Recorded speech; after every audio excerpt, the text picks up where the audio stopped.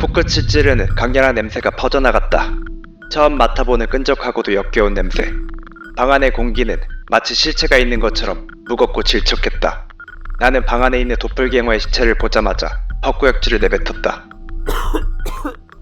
그런 나와는 달리 사이코패스인 김기태는 이런 상황이 익숙한 듯 구강민 기자의 도플갱어로 추정되는 시체로 발걸음을 옮기고 있었다.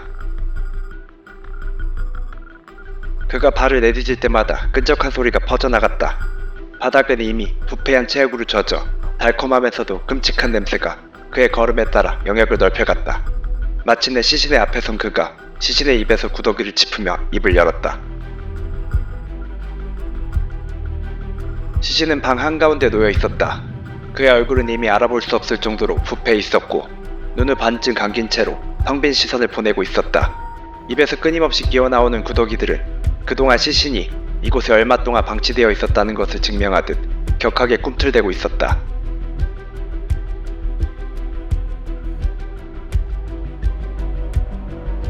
우리가 암살하기로 한 도플갱어는 모두 넷.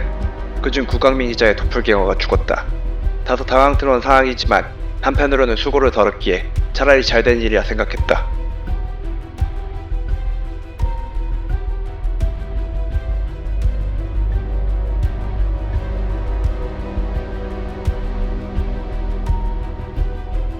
그가 가리키는 쪽으로 시선을 옮기자 시신의 옷을 뚫고 나온 갈비뼈 사이로 내부 장기들이 드러난 도플갱어의 끔찍한 몰골이 나의 시야에 용단 폭격을 가했다. 나는 토가 나오는 것을 가까스로 참으며 입을 열었다.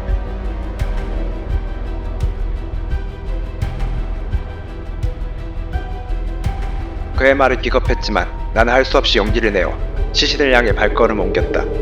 시신과 가까워질 때마다 단순한 썩은 고기 냄새를 넘은 부패하면서 나는 썩은 신냄새가 뒤섞인 복합적인 악취가 점점 짙어졌다.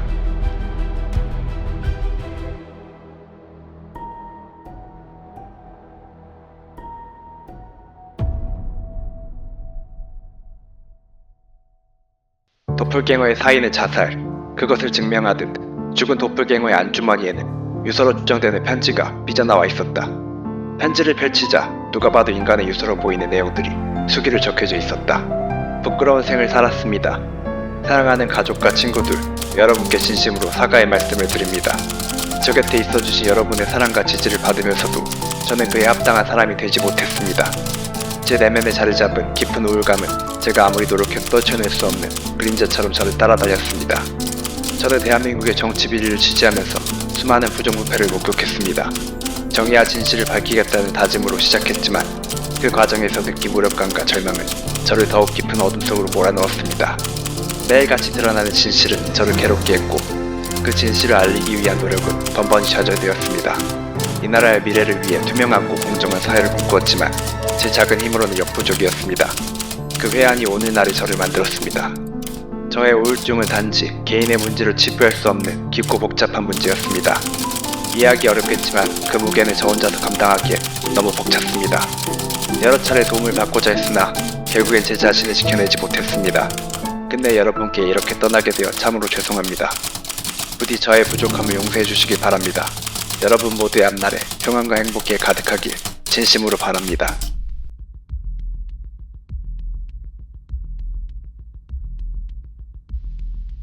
누가 봐도 다자의 오사무를 어설프게 모방한 문장들로 가득 찬 유서였다.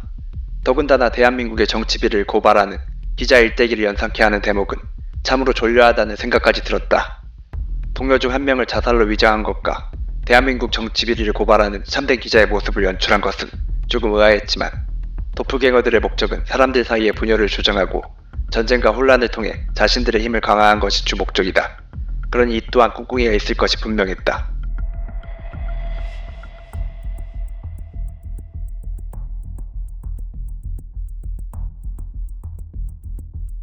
순간 길을 의심했다. 다른 이도 아니고 도플갱어의 존재를 내게 알려준 김기태가 이런 얼토당토하는 유서에 속아 넘어가다니.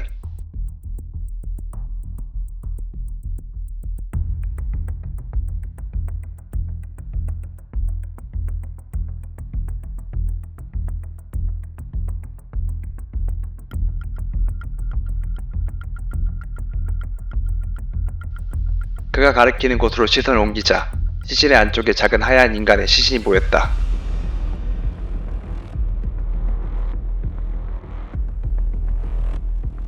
도플갱어들의 본체는 이면충이다.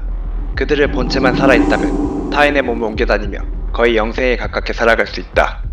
또한 도플갱어란 본디 인간만큼이나 강한 욕망을 가진 존재다. 그러니 도플갱어의 본체가 지금처럼 자의적으로 죽는 경우는 말이 되지 않는다. 혼잣말을 중얼거리는 김기태를 보며 나 또한 의문이 들었다. 도플갱어의 DNA는 본래 인간과 99.99% 일치한다. 그러니 도플갱어의 시신의 인간들이 부검해봤자 그 정체가 밝혀질 일은 없다. 그러나 그것은 어디까지나 도플갱어의 껍데기에만 해당한다. 적어도 본체인 하얀 인간은 동료들이 회수했어야 했다.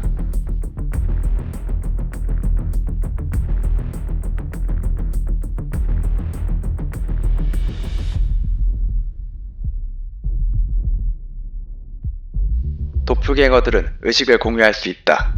한 도플갱어가 알게 된 정보는 그들만의 전체 네트워크로 퍼져나간다. 그러니 자신들의 동료가 죽은 것을 다른 개체들이 모를 리 없었다. 그런데 지금 그런 상황이 벌어졌다. 대체 상황이 어떻게 돌아가는 건지.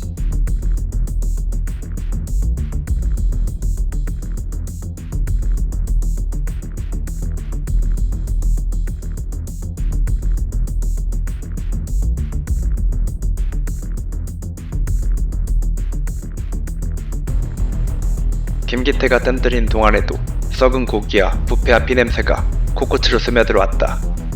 숨을 쉴 때마다 날카롭고도 역겨운 향이 점점 내 폐를 채우며 살아있는 생물이 내 몸을 파고드는 것 같은 느낌이 전달됐다. 그는 시체 속의 하얀 인간을 가리키며 말했다.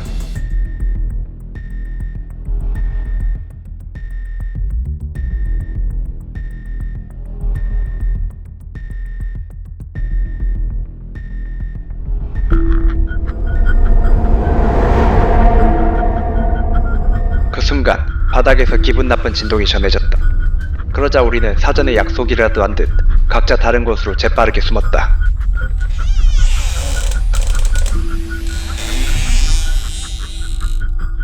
숨을 죽이며 시체를 바라보자 얼마 안 돼서 아무도 없던 빈 방에서 누군가 걸어 나오는 것이 보였다.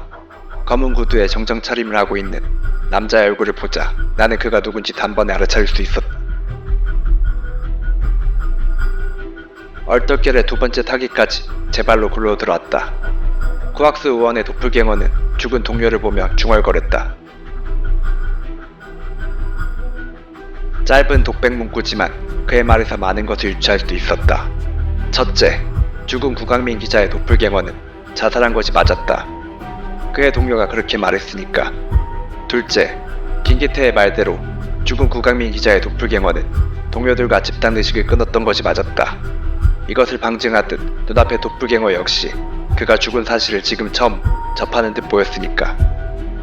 쿠악스 의원의 도플갱어는 죽은 동료의 본체를 꺼내 멍한 시선을 바라보았다. 누군가와 대화를 시도하는 것처럼 보이는 그의 행동. 아무래도 집단 의식을 통해 지금 상황을 공유하고 있는 것일 터. 망설이는 동안 누군가 쿠악스 의원을 향해 걸어오는 것이 보였다. 아니나 다를까 그는 내가 아는 사이코패스 김기태였다. 미친놈 김기태. 그는 이번 타깃들을 다른 도플갱어들이 눈치채지 못하도록 사고를 위장하여 그들의 본체까지 죽인다고 계획했었다. 그런데 그 당사자가 지금 모든 것을 망쳐버렸다. 나는 될 대로 되라는 심정으로 그를 향해 뛰쳐나갔다.